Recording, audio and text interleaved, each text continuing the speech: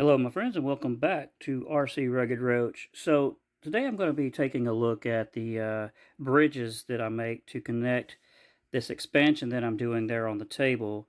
I'm adding it to my existing mini crawler course, and I have bridges that bring it down to another unit on the ground, which would be that one right there, and then kind of do like a U. You come down one side, back up the other. So the bridges that I make are 3 feet, and I just prop them against the table and down to the other unit, which makes it very simple to move out of the way, very mobile. So I wanted to give you just an idea of how I make these bridges. It's actually very simple, and I was just going over the materials that I use for this. It looks, possibly to you like there's a lot going on here, but when you see how simple it actually is, uh, you might jump into doing one yourself. So here's the finished project that I have for one of them. And just a moment, I'll get the splies together and show you how I made that. So to start with, what I do is I bought two of these 3-foot dowel rods, 3/4 inch. I got those at Hobby Lobby for a couple bucks. And then I just glued them with hot glue onto some cardboard that I just cut from some old boxes. What I do from there is, so this would be the bottom side, flip it over, and then you can take, these are 24 eggs per carton. So I have some old egg cartons here, and I will just simply glue those on here. And to get some terrain or texture, whatever you call it, I lay my crawler on here and I mash in, wherever I feel I'm going to get the best articulation on this. So yeah, you just want to get some good articulation by, matching up where you want your wheels, where they would be coming up. You can do different levels. Like you have this one raised a little bit. You take this, cut off the bottom, and lay that on there. Now it's not quite as tall. Maybe have this in the middle and 2 tall ones on each side, or 2 tall and then a short. Whatever you prefer, whatever your preference is. So anyway, I glue this down on there. And then what I may do is I use insulation foam for building up my projects. So I may take some pieces that I cut off of there and then make some of these a little taller. An example of that would be here. This is an added foam rock here. All this is cardboard underneath that I just glued on the other side that I showed you earlier. I put some foam rocks on the sides here, just glued those on, and then I plaster cloth all of it. But anyway, I'll try to keep this as an ongoing project to show you guys as I go through. I know there's a lot of videos out there of guys building these things, but I just thought I'd give you an idea of how I think, when I approach this project. Anyway, that's concludes this part, and I will get back with you in a bit. Alright, so I have learned to check myself. So what I've done here is I've got my bridge that I've already completed and I've used with this floor unit before. And since I'm going to bring it around to another and I'm building this other bridge, I'm checking my measurements, making sure it's going to reach properly. Now I will be adding a little bit to the top end of it as far as like padding and stuff. I have those little chair felt slider things on the bottom of the existing one and at the top of it, so that'll give it a little bit of buffering room there. And I'm going to do the same on the other one. But as you can see at the bottom of the new one, I've got a piece of cardboard there. I was hoping to make it reach out to the boulder that's there below it, which I could extend that out if I want to, but what I'm thinking I may do is when I put those anti-slip pads on the bottom, it should be fine. Worst case scenario, I can put some kind of anchor into the actual unit to keep that from sliding around. And then at the top, I will have them to keep them from sliding up there as well. And you basically just use pressure of the floor unit pushing these up into the table at the top. Because as you know, these mini crawlers don't weigh that much, so it's not going to cause it to slip much. I've never had a problem with the one that I've already built. Anyway, so that's that part of the stage. Next, I will probably be lining up my articulation points on the bridge.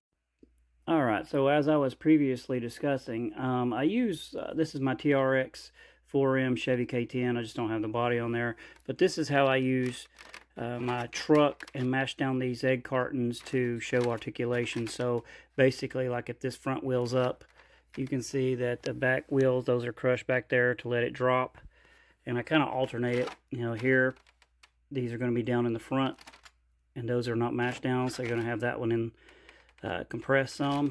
And basically, I just alternate it. You know, I just keep moving it forward, and that's how I go about giving it some nice articulation. That looks really good right there. Got that one flexing there.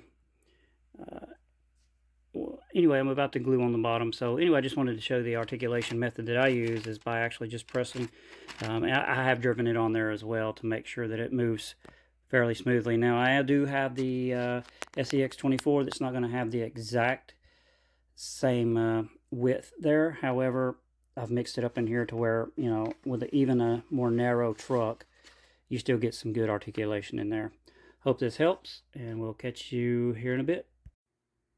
Alright, so here we are. I've got two projects going on at the same time. I have this bridge going up to the table there, and it's going to look like the one on the right, you know, or similar to it. Obviously, I don't want them identical. So I have that going. I have all the cardboard on there. Got it sized properly using some cardboard on the left side there, and then a little extra egg carton up top to kind of cushion it. Very similar to what I did with this one. And then I have the foam started on the actual addition of the crawler space here. That's just the first thing of foam. We're having very windy days right now, so I may get some more done here shortly. I may not. We'll just see. Anyway, that's the first stages of adding foam.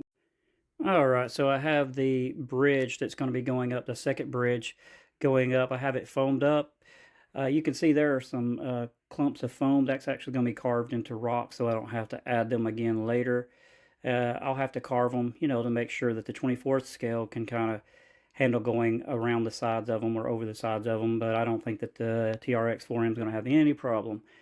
So anyway, that's the bridge foamed up, and the adventure continues. Alright, so here we have this piece, this addition, all foamed up. I've actually begun carving just a little bit. You can see it there. Trying to smooth that, bring it down to an angle, because the bridge is going to come down where I have it marked.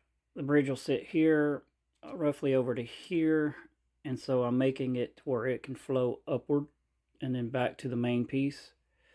So anyway, I've got it all foamed up. It expands really well, and now I'm just going to carve it up and make it smoother. I will be leaving, you know, details like pits and rocks to go over.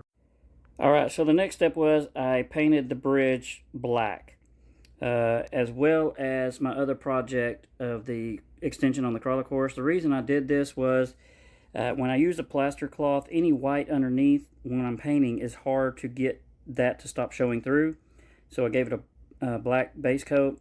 And also my son Jonah told me, he's an artist, that putting this black background, especially when you're drawing or things like that, you can get a better shading in it and all that naturally. So anyway, got it painted black, and we will start plastering it up here in a little bit using plaster cloth. Alright, so here we are. We've got the bridge completely covered in plaster cloth, and also the other project that I'm working on simultaneously, which is the expansion on the crawler course. I put a lot of texture in here, as we were discussing before, as far as for articulation. A lot of this detail is going to come out once I actually paint it. But there you can see some of the rocks formations there. And as we move up here to the actual course, I'm kind of running these two projects together. But anyway, you'll see I've got some little pits here. I've got a bigger one over here that I will actually put some of the little airsoft BBs in to kind of blend in the mud pits. You know, I've got the big mud pit down here, so I kind of wanted to bring that up there as well, make it kind of cohesive there, all of it kind of blending together. I really like this, and again, a lot of the detail will be coming out with the painting. I hope you guys are enjoying the video thus far, and I can't wait. Alright, so here is what my extension is now becoming. This project has taken a turn. It was going to be more rock and mud and stuff like the rest of my crawler course. However, after being challenged by the love of my life, Anna, she challenged me to do a lava scene. So I have begun. Now there's still some planning going on, color scheming going on, just kind of getting some rough ideas. Cut some gutters, if you will, into the plaster cloth and foam to make ditch type things for the lava, like they've cut into the earth here. In the back, I'm going to have kind of like a lava pool with a few little islands. I'm going to put some rock and stuff on that to make it look better. Up here, I'm probably going to use some crackle, make it look like the wood's been burning, some crackle paint, etc. But anyway, I think it's going to turn out really nice. You'll see more of the detail once I get it painted up. But plaster of Paris is what I used here for the lava. You know, you got some coming down. Well, there's a little loose piece there, but I haven't sanded or anything, and I probably won't. I like the way it looks. You know, and there's nothing really consistent about lava. It goes where it wants. It splashes up where it wants. There's going to be like a little top piece of island top thing here where it's splashing up around it as it comes down, and splash back as it's hitting little things here, and then it'll come down, flow off to the side. Anyway, it's going to be interesting.